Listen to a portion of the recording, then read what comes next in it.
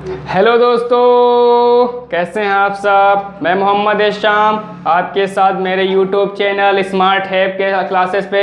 आज हम पढ़ने वाले एक नया टॉपिक जो इंटर मैथ के सेकंड बुक का पहला चैप्टर है, इंटीग्रेशन यानी कि समाकलन। आज हम इस समाकलन के बारे में विस्तार से पढ़ेंगे और इस पूरे समाकलन को 2 या 3 से वीडियो में कंप्लीट करेंगे और अच्छे से अच्छा आपको समझाने की कोशिश करेंगे।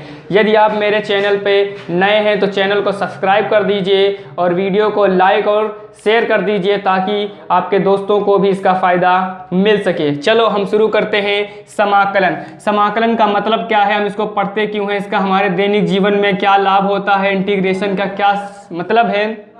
जैसे कि हमसे कोई कह देता है कि आप किसी वर्ग का क्षेत्रफल ज्ञात कीजिए, तो हम उसका फार्मूला यूज कर लेते हैं भुजा स्क्वायर, ठीक है, या कोई भी साइड ले लेते हैं और उसी एक, क्योंकि वर्ग की सारी साइड सेम होती हैं, उसकी साइड्स के हम क्या कर देते हैं, स्क्वायर कर देते हैं, तो हमें उसका एरिया पता चल जाता है। बट अगर हमको कोई ऐसा शेप दे दिया जाए जिसका कोई डेफिनेट फार्मूला ना हो और उसका कोई हमको पूछ ले कि इसका समाकलन क्या होगा, इसका मतलब एरिया क्या होगा, तो उसको हम छोटे छोटे पार्टों में डिवाइड कर लेते हैं और छोटे छोटे पार्टों में डिवाइड करने के बाद किसी एक पार्ट का हम एरिया निकाल लेते हैं और फिर जितने भी पार्ट्स होते हैं उनको लिमिट लेकर उसको समाकलन कर देते हैं, जिसकी सहायता से हमें उस पूरी जो ज्योमेट्री होती है, पूरी जो आकृति होती है, उसका हमको क्षेत्रफल प्राप्त हो जाता है। चलिए हम समाकलन को पढ़ने से पहले थोड़ा अवकलन के बारे में जान लेते हैं, क्योंकि अवकलन और समाकलन एक दूसरे के अपोजिट जरूर है, बट जब तक आप अवकलन नहीं जान पाएंगे तब तक समाकलन को अच्छे से समझा नहीं जा सकता है। तो अवकलन के कुछ पहले फार्मूले हैं, वो हम पहले जान लेते हैं कि अवकलन के कैसे किया जाता है, अवकलन का रिप्रेजेंटेशन क्या होता है। अगर कोई y बराबर fx कोई अगर फंक्शन दिया है, हमको इसका अवकलन ज्ञात करना है विद रिस्पेक्ट टू x, ठीक है, तो इसका जो सिंबल लिखने का तरीका होता है वो ऐसे लिखते हैं dy/dx, ठीक है। अवकलन का मतलब क्या है कि y के फंक्शन में x के रिस्पेक्ट में चेंज क्या होता है, मतलब अवकलन का मतलब ये rate of change of y with respect to x, मतलब x के सापेक्ष y में क्या चेंज हुआ, इसी को क्या कहते हैं हम, y का अवकलन। और हम fx का अगर अवकलन करते हैं तो इसको एक डैश लगा देते हैं, क्योंकि हमने इसका एक बार अवकलन किया है इसलिए एक बार डैश लगा दिया। अगर 2 बार आप इसका अवकलन करेंगे तो हम फंक्शंस में कितनी डैश लगा देंगे, 2 डैश। इसका डैश का मतलब क्या है, एक डैश का मतलब है कि फंक्शन एक बार अवकलित किया गया है, मतलब डिफ्रेंशिएट किया गया है, और 2 बार डैश का मतलब है कि कोई फंक्शन है उसको 2 बार क्या किया गया, 2 टाइम्स डिफ्रेंशिएट किया गया है। तो डिफ्रेंशिएशन को रिप्रेजेंट करने के लिए सबसे ज़्यादा आपको जो है फर्स्ट ऑर्डर का डिफ्रेंशिएशन आपके इंटर में ज़्यादातर है, सेकंड ऑर्डर का थोड़ा कम है। तो रिप्रेजेंटेशन हम उसको dy/dx से भी लिख सकते हैं या f'(x) से भी लिखते हैं, ठीक है। dy/dx या f'(x) या कैपिटल D से भी इसे रिप्रेजेंट करते हैं। कैपिटल D का मतलब एक बार किया गया, अगर d स्क्वायर हो तो इसका मतलब है 2 बार कोई फंक्शन डिफ्रेंशिएट किया गया है। चलिए आगे हम अब पढ़ते हैं कुछ फार्मूले डिफरेंशिएशन के।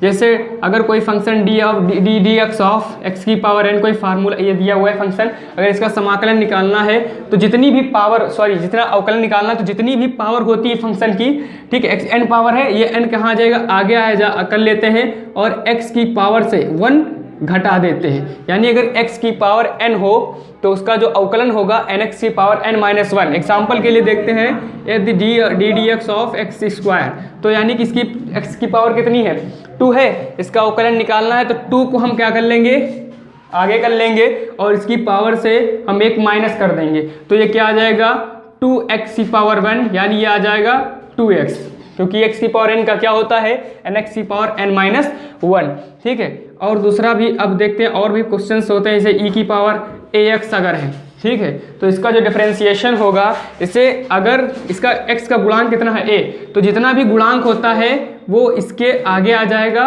और बाकी ये एक e की पावर ax ऐसा ही रहेगा, क्योंकि e की पावर x का e की पावर x ही अवकलन होता है। बट अगर x के आगे अगर कोई अवकलन गुणांक है, मतलब कोई भी अगर कोएफिशिएंट दिया है तो उसका वो जो होता है वो आगे आ जाता है। एग्जाम्पल के लिए देखते हैं, अगर किसी का अवकलन करना हो e की पावर 2x, तो e की पावर 2x का जो अवकलन होगा वो होगा 2e की पावर 2x, 2e की पावर 2x। वीडियो को पुश करके यहाँ तक नोट कर लीजिएगा। आगे और भी फार्मूले देखता हूँ, जरा देखना यहाँ, ddx ऑफ या डी डी एक्स ऑफ ई की पावर माइनस ए एक्स अगर आ जाए, ठीक है, तो माइनस, अब यहाँ पर जो ए का जो एक्स का कोफिशिएंट है वो माइनस ए, तो यानी कि माइनस ए आगे आ जाएगा, बाकी ये ई की पावर माइनस ए एक्स इसी प्रकार लिखा रहेगा, ठीक है। अब देखते हैं D d x of log x. D d x of log x जो होता है उसका जो अवकलन होता है 1/x होता है, ठीक है। अगर d d x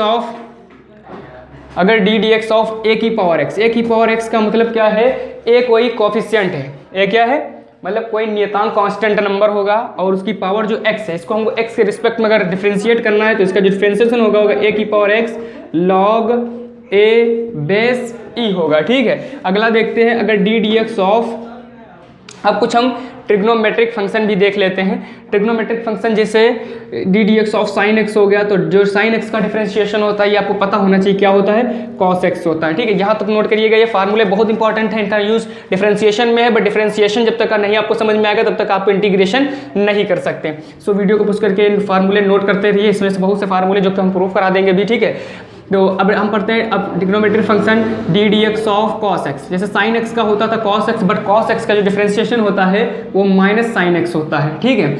D d x of अगर आ जाए tan x, तो d d x of tan x अगर होता है तो sec स्क्वायर एक्स होता है। अगर d d x of cot x आ जाए, d d x of cot x आ जाए तो इसका जो अवकलन होता है वो माइनस लग जाता है, माइनस कॉसेक स्क्वायर एक्स होता है। अगर d d x of sec x हो तो इसका हो जाता है sec x into tan x। अगर d d x of cosec x हो, ये 6 ट्रिग्नोमेट्रिक फंक्शन है, 6 ट्रिग्नोमेट्रिक फंक्शन है जिनका ये डिफरेंशिएशन किया जा रहा है, तो इसका क्या हो जाएगा minus cosec x into cot x. तो ये हो गया ट्रिग्नोमेट्रिक फंक्शन। अब हम वो जानेंगे ट्रिग्नोमेट्रिक इनवर्स फंक्शन को, वीडियो को पुश करके नोट कर लीजिएगा।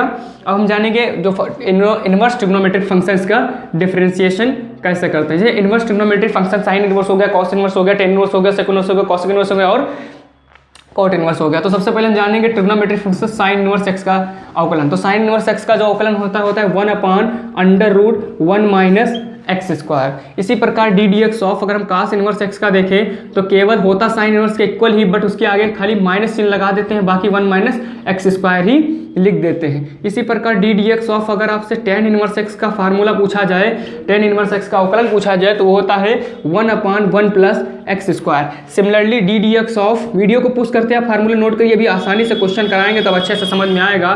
कॉन्सेप्चुअल क्वेश्चन है, बस आपको समझना है। -1 प्लस एक्स स्क्वायर, माइनस लगा देंगे, मतलब साइन इनवर्स में प्लस रहेगा, कॉस इनवर्स में माइनस रहेगा, टेन इनवर्स फिर प्लस रहेगा, कॉट इनवर्स माइनस रहेगा। वीडियो को पुश करके इसको भी नोट कर लीजिए।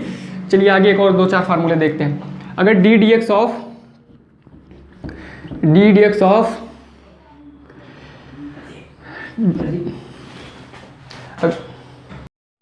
कॉट एक्स, तो d d x of cot inverse x का क्या होगा, माइनस का 1/1 प्लस एक्स स्क्वायर, ठीक है। Similarly d d x of sec inverse x, तो सेक इनवर्स एक्स का जो फार्मूला होता है 1/x under root x square minus 1। इस सारे फार्मूले प्रूव भी किए जा सकते हैं, ऐसे नहीं को रटने।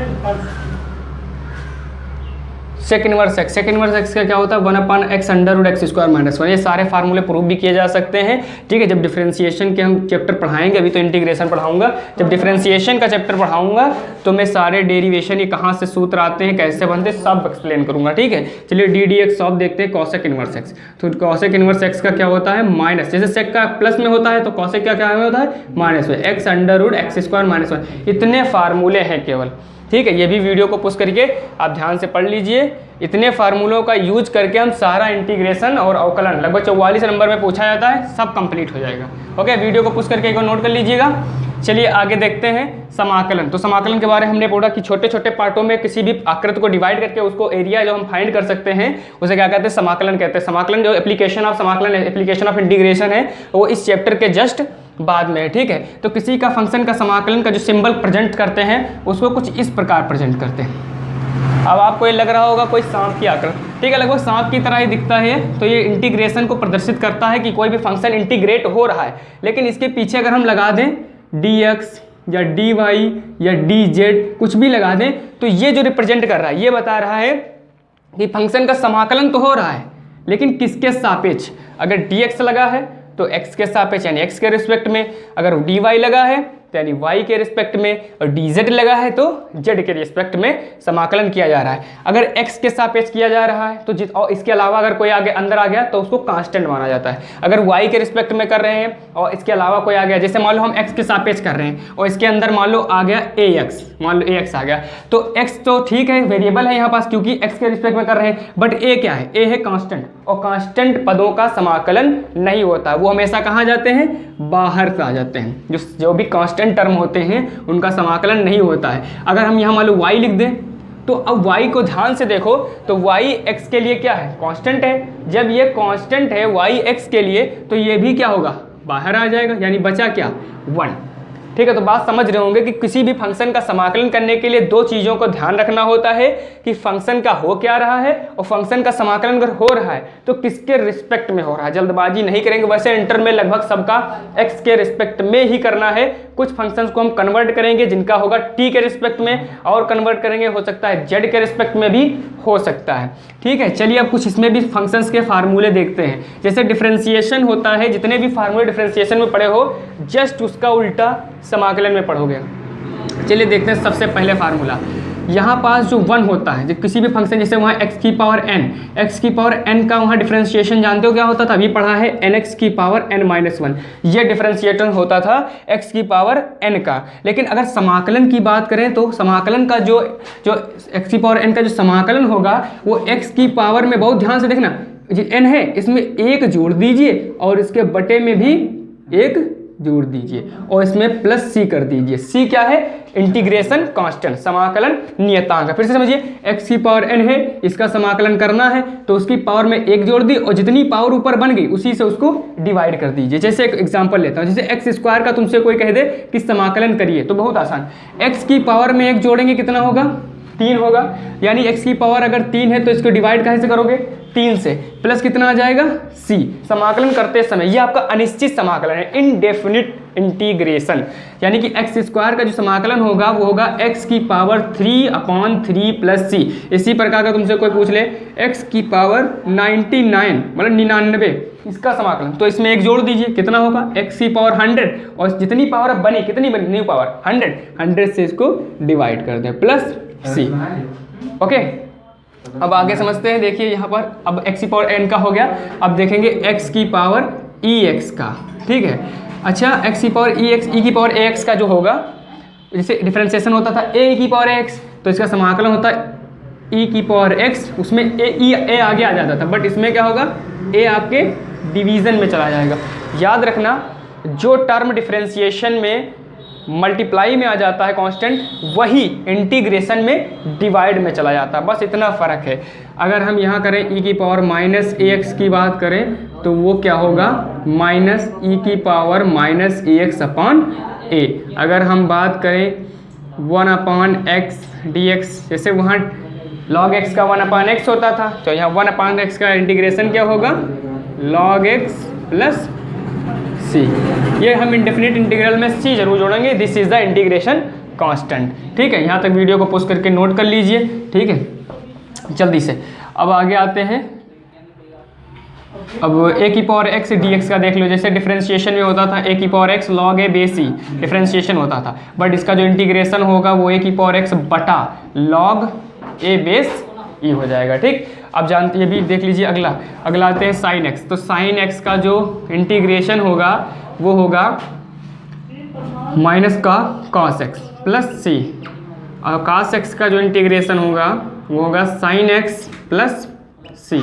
ठीक, सेक x का अभी यहाँ नहीं देखेंगे, पहले भी इसका प्रूफ कर देंगे। सेक स्क्वायर x का जो dx होगा इसका होगा tan x, और कॉट स्क्वायर x का जो होगा, sorry cosec square x, cosec square x का जो इंटीग्रेशन होगा वो होगा माइनस कॉट x। वीडियो को पूछ करके यहाँ तक नोट करिए, फिर चलते हैं जल्दी से क्वेश्चन करते हैं। यहाँ तक नोट कर लिया होगा उम्मीद करता हूँ। आपको बहुत से हैं इसमें, लेकिन अब हम सारे फार्मूले आपको याद नहीं करने, सबको समझ लीजिएगा, किसी को याद नहीं करना। आप क्वेश्चन पे आते हैं कि क्वेश्चन इसे करते कैसे हैं, किसको अप्लाई फार्मूला कैसे करते हैं। जैसे मान लो एग्जाम्पल के लिए मुझे कोई क्वेश्चन दे दिया जाए, जैसे क्वेश्चन आ जाए i is equal to sine x plus sec square x plus e की पावर x। ये क्वेश्चन मान लो हमको दिया है, इसका समाकलन करना है, तो क्या लिखेंगे, integrating both sides with respect to x के सापेक्ष हम दोनों ओर समाकलित करेंगे तो क्या हो जाएगा, I d x is equal to sine x plus sec square x plus e की पावर एक्स डी एक्स। जैसे हम लिमिट को अलग अलग बांट सकते हैं उसी प्रकार हम समाकलन को भी अलग अलग बांट सकते हैं, यानी कि साइन एक्स का अलग करो प्लस सेक स्क्वायर एक्स का अलग भी कर सकते हैं प्लस ई की पावर एक्स का अलग कर सकते हैं। ठीक है, चलिए करते हैं। साइन एक्स का अभी हमने फार्मूला भी पढ़ के देख लीजिए, उसमें कराया क्या होता है minus cos x. Sec square x का भी क्या होता है टेन एक्स। ई की पावर एक्स का ई की पावर एक्स ही रहता है plus C. This is the answer. तो क्वेश्चन जो इंटीग्रेशन के हैं बहुत नॉर्मल है, बस आपको समझना क्या है, फार्मूला समझना है, क्वेश्चंस में क्या कहा जा रहा है वो समझना है। और ये तो इंटीग्रेशन नॉर्मल है, लेकिन अभी क्वेश्चन कुछ होंगे जिनको आप रिप्लेस करके करेंगे, मतलब इंटीग्रेशन बाय रिप्लेसिंग, मतलब कुछ दिया होगा उसको मानकर आप दूसरे वाले फंक्शंस को उसी से जो एडजस्ट होगा उसी को रिप्लेस करेंगे। उस संबंधित नियम कॉन्सेप्ट समझते हैं, उसमें क्या करते हैं। ऐसे मान लो हमें क्वेश्चन कुछ इस प्रकार दे दिया जाए, साइन 2x माइनस 5 dx। अब हमको साइन 2x माइनस 5 का तो इंटीग्रेशन पता नहीं, बट इसके लिए कॉन्सेप्ट आपको समझना पड़ेगा कि ऐसे क्वेश्चंस को सॉल्व कैसे करते हैं। यहाँ पर साइन x होना चाहिए, तुमको पता है माइनस कॉस x हो जाएगा, बट यहाँ पर साइन x है नहीं, साइन 2x माइनस, यहाँ x का क्या कोफिशिएंट होना चाहिए, लेकिन x का कोफिशिएंट क्या आ गया 2 आ गया। तो इसको करने के लिए करते क्या है, सबसे पहले हम जितना भी अलग पार्ट आया उसको हम क्या मान लेंगे, t मान लेंगे। t मानने के बाद हम इसको t के रिस्पेक्ट में क्या कर देंगे, डिफरेंशिएट कर देंगे। जिसको जो मानोगे उसी के सापेक्ष को डिफरेंशिएट कर दीजिए, तो ये क्या हो जाएगा 2। अब t के सापेक्ष करोगे x को तो क्या आएगा d of dx upon dt और माइनस, अब 5 तो कांस्टेंट है, तो कांस्टेंट टर्म का जो डिफरेंशिएशन होता है क्या होता है 0 होता है, इज इक्वल टू t का डिफरेंशिएशन 1 पावर है 1 आगे आ गया, तो t की पावर 1 माइनस 1 कितना 0, यानी 2 dx upon dt is equal to 1। तो यहाँ से जो dx अपॉन dt आएगा कितना आएगा 1 अपॉन 2। ये नोट करिए, फिर अब देखो dx अपॉन dt कितना आया 2 आया, तो इसी का हम यूज करते हुए यानी साइन 2x माइनस 5 को क्या माना t, dx की वैल्यू निकाल लीजिए, यहाँ से क्या आएगी, तो dx की वैल्यू आएगी 1 अपॉन 2 dt आएगी, तो ये क्या हो जाएगा मल्टीप्लाई 1 अपॉन 2 dt। चूंकि 1 अपॉन 2 क्या है कांस्टेंट है, बाहर हो गया, तो ये क्या हो गया साइन t dt। अब हम साइन t का करेंगे, साइन t का क्या होता है minus cos t plus c, यानी minus 1 upon 2 cos t plus c, minus का 1 अपॉन 2 cos t की वैल्यू रख दीजिए 2x minus 5 plus C. This is the final answer. तो ज़्यादातर आप ऐसे ही क्वेश्चन स्टार्टिंग से पाएंगे, अगर एनसीईआरटी की बुक आप उठा के देखे जाए इंग्लिश मीडियम के या हिंदी मीडियम के, ज़्यादातर ऐसे क्वेश्चन पाएंगे। इसमें आपको कुछ ना कुछ रिलेट करना पड़ेगा और फिर उसको रिमूव करना पड़ेगा बाय रिप्लेसिंग। कुछ भी मान सकते हैं, टी माना मैंने जेड मान सकते हैं आप, ये बी से कुछ भी मान सकते हैं, लेकिन जो माना उसी के रिस्पेक्ट में फंक्शन को क्या कर देना डिफरेंशिएट कर देना। चलो 2-4 क्वेश्चन और देखते हैं, बाकी वीडियो में और अगला वीडियो बनाएंगे उसमें थोड़ा हार्ड क्वेश्चन से लेके आएंगे। तब तक के लिए 2-4 हार्ड क्वेश्चन देखते हैं। जैसे मान लो जो यही रिप्लेसिंग वाले क्वेश्चन 2-4 और देखते हैं, जो अलग टाइप के क्वेश्चन देखते हैं। जैसे मान लो आपको करना हो कि tan इनवर्स x, ठीक है, tan इनवर्स x दिया हो, यार रुको 1 मिनट, ऐसे दिया हो, थोड़ा घुमा देता हूँ क्वेश्चन को, ऐसे दे दे साइन और tan इनवर्स x, मतलब साइन का जो एंगल है क्या है tan inverse x upon 1 plus x square dx। ये शायद एनसीईआरटी में क्वेश्चन अवेलेबल है, ठीक है, मैं बुक तो नहीं देखी है, लेकिन शायद ये क्वेश्चन एनसीईआरटी में अवेलेबल है। तो सबसे पहले हम करते हैं क्या है, जो भी क्वेश्चन दिया होगा उसको आईलेट करते हैं। आईलेट करने के बाद sine tan inverse x, question जो भी है उसको आईलेट करके लिख लेते हैं उसी प्रकार। अब आप सोचिए कि इसमें मैं क्या मानूं ताकि कुछ रिप्लेस हो जाए, कुछ ऐसा मानो ताकि कुछ ना कुछ यहाँ से क्या हो जाए। देखो इस फंक्शन का ऐसे तो हमको इंटीग्रेशन का फार्मूला नहीं पता है, लेकिन हमको पता है कि मैं कुछ ऐसा मान लूँ, किसी फंक्शन को, किसी एंगल को कुछ ऐसा मानो जिससे कुछ ना कुछ में रिप्लेस हो जाए। अच्छा आप थिंक करिए, अगर मैं tan इनवर्स x को t मान लूँ, तो tan इनवर्स t का जो डिफरेंशिएशन होता है क्या होता है, क्योंकि हमको इंटीग्रेशन जो किसी को मानेंगे तो उसको डिफरेंशिएट तो मस्ट ही करेंगे, तो उसका डिफरेंशिएशन क्या होता है 1 अपॉन 1 प्लस एक्स स्क्वायर, यानी हमें पता चला कि 1 अपॉन 1 प्लस एक्स स्क्वायर यहाँ से रिप्लेस कर जाएगा। तो सबसे पहले हम क्या करेंगे, साइड में मानेंगे let tan inverse x is equal to t। अब tan इनवर्स x का जो डिफरेंशिएशन करेंगे विद रिस्पेक्ट टू t, तो tan इनवर्स का जो डिफरेंशिएशन होगा 1 अपॉन 1 प्लस एक्स स्क्वायर होगा। अब x का करोगे t के समय तो क्या होगा dx अपॉन dt, और t का भी कह रहा था क्या होता है 1।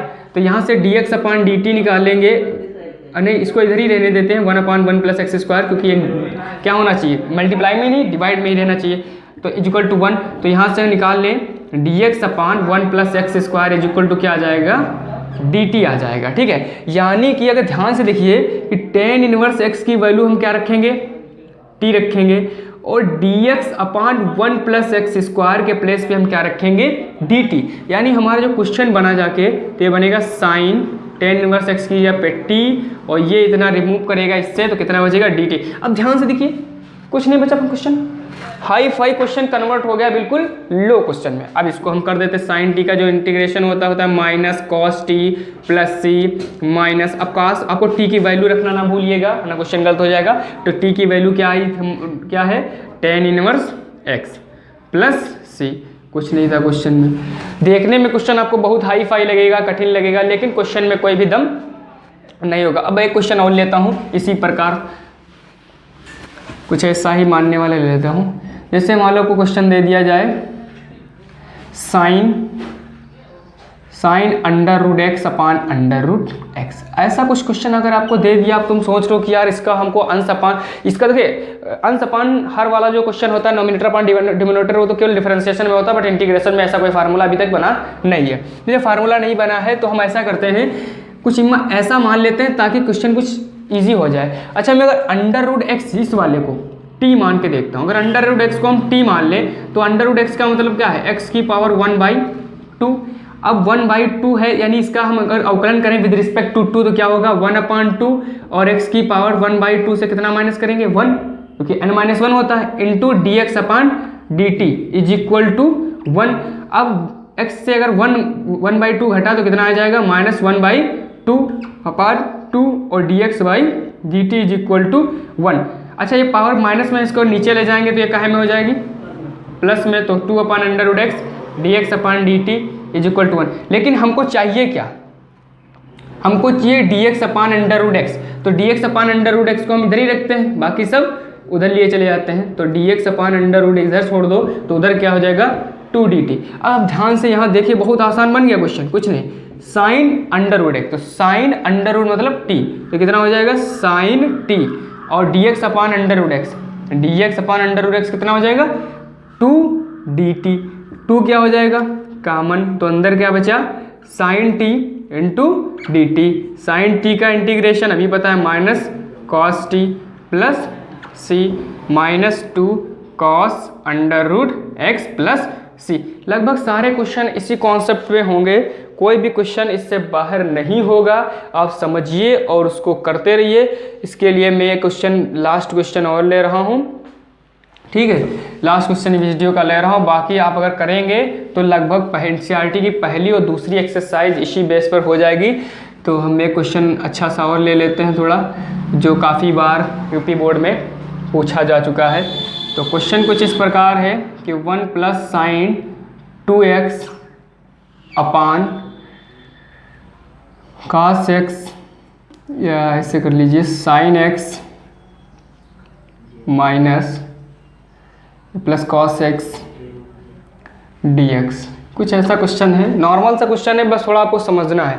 देखिए इस क्वेश्चन को अगर हम कुछ लेट भी कर ले, मान लो इसको हम t पूरे को लेट कर लूँ, तो sine x plus cos x का तो मानने से ये कुछ रिप्लेस तो होने वाला नहीं। तो ऐसा करता हूँ, अच्छा 1 प्लस ऐसे लिखा रहा दो, अगर हम साइन 2x को लिख दें 2 sine x into cos x, sine 2a बराबर 2 साइन इंटू कास है बटा sine a x plus cos x dx।